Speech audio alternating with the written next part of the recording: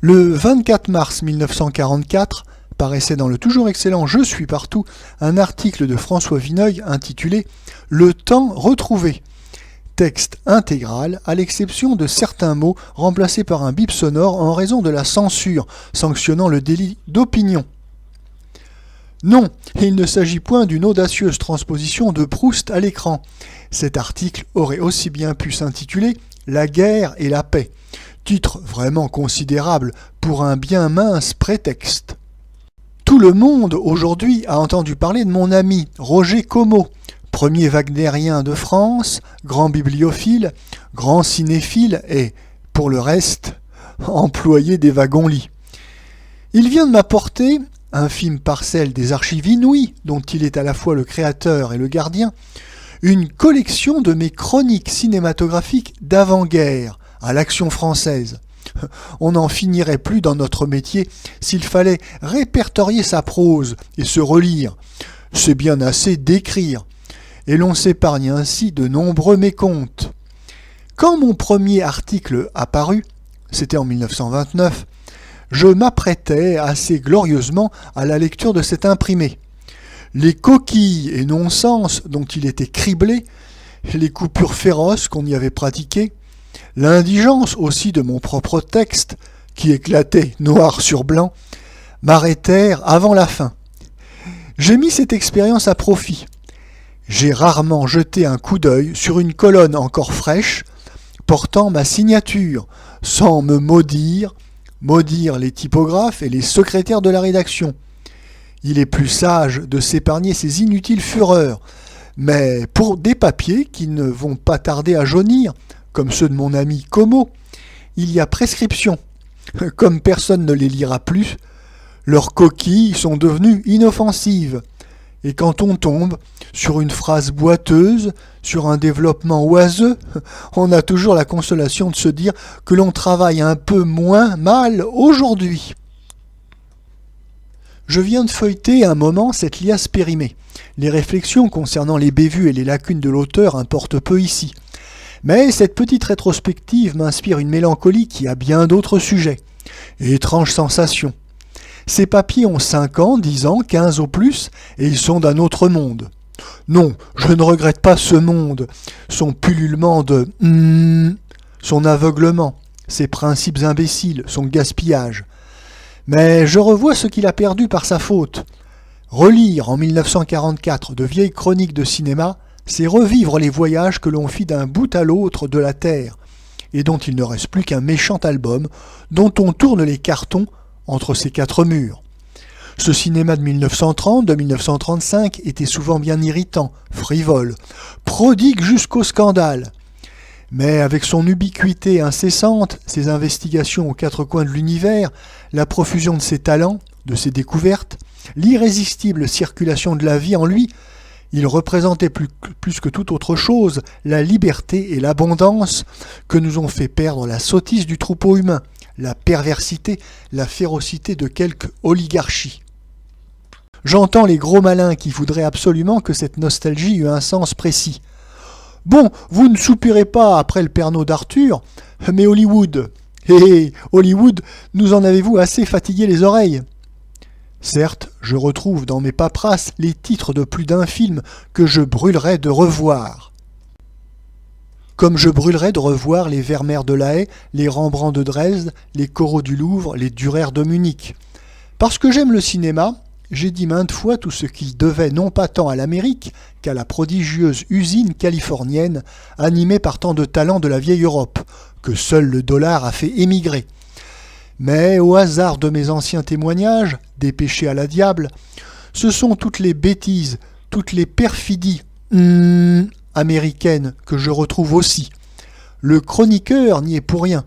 Il s'agit de la matière qu'il avait à traiter et dont il rendait compte le plus objectivement qu'il pouvait. Ce qui me frappe surtout, dans ces notes prises au jour le jour, c'est la montée des périls, comme disait Jules Romain, que nous devinions, qui était notre grande inquiétude, mais dont d'innombrables signes n'ont pris que plus tard, même pour nous, tout leur sens. Jusqu'aux environs de 1935, tant en Amérique qu'en France, le cinéma, obéissant aux ordres sournois mais souverains de la persévère dans la junte humanitaire, pacificarde, qui a été depuis 1918 l'un des grands refrains d'Israël. Dès que le cinéma élève un peu ses ambitions, surtout à Hollywood, dès qu'il effleure les thèmes moraux et sociaux, c'est pour incliner vers les poncifs de fraternité, prêcher la destruction des armes. À partir de 1935, changement de décor. Cela est à peine visible d'abord, mais la série des titres révèle les intentions. Le choix des magnats d'Hollywood se porte de plus en plus sur les scénarios militaires, dont il était entendu que personne ne voulait plus, qu'on les laissait aux stupides fascistes de l'ancien monde. Peu importe maintenant que le troupier soit un cavalier de la Crimée, un lancier des Indes, un poilu français, l'essentiel est de réhabiliter les foules aux parades, aux défilés, de leur insuffler l'héroïsme des fanfares. C'est déjà la technique qui devait aboutir à cette fumisterie indécente, laquelle, hélas, n'a que trop bien réussi. Les furieusement antimilitaristes de 1934 faisant, 6 ans plus tard, résonner au micro de Londres les clairons de Sambre-et-Meuse pour mettre au pas ces braves godiches de Français. De temps en temps, dans l'Hollywood de la nouvelle avant-guerre, on rappelle que l'Amérique est isolationniste, qu'elle se contrefiche des bagarres de l'infime Europe et que, tel Mr. Smith, héros d'une amusante comédie, Monsieur Tout-le-Monde, elle ne saurait s'émouvoir qu'au cas vraiment improbable où l'on agresserait son territoire. C'est que le peuple américain, dans son immense majorité, n'est point mûr pour l'uniforme, qu'il lui paraît insane de quitter son Dakota ou sa Virginie pour aller se mêler à des querelles qui lui sont inintelligibles à 10 000 kilomètres de là. Au surplus, Roosevelt n'est pas encore très bien assuré sur son trône, et les New-Yorkais préparent le massacre, mais se demandent s'il ne sera pas plus avantageux, financièrement et moralement, de ne point y mêler le Yankee, ou de ne le faire entrer dans la danse que beaucoup plus tard. Mais l'urgence du casse-pipe racial et capitaliste se précise. Le bellicisme démasque ses batteries. Il célèbre par des monceaux de pellicules l'invincibilité de la flotte américaine et des forteresses volantes. C'est qu'il faut recruter, parmi les Mr. Smith, des matelots et des pilotes. Quant à la bif, vraiment peu alléchante, on y pourvoira plus tard. D'ailleurs, on fabrique plus rapidement un fantassin. Dès le lendemain de Munich, les allusions politiques se font plus fielleuses et directes. La production d'Hollywood s'est arrêtée pour moi et pour la plupart des Français au moment où la haine et l'imposture s'y sont déchaînées sans la moindre vergogne. Je persiste à croire qu'il est regrettable pour l'édification de nos jocrisse qu'on ne nous montre pas au moins quelques échantillons de cette production. J'ai rencontré quelques rares amateurs, dignes de foi, qui ont vu les derniers grands succès américains en Espagne, en Suisse ou en Afrique du Nord. Leurs rapports sont peu excitants. Les meilleurs films américains semblent bien être ceux des Français que la a entraînés là-bas, avec le dessein de décapiter notre cinéma. Hollywood travaille à la chaîne pour la propagande de guerre. Je crois sans peine que les résultats doivent être coquets.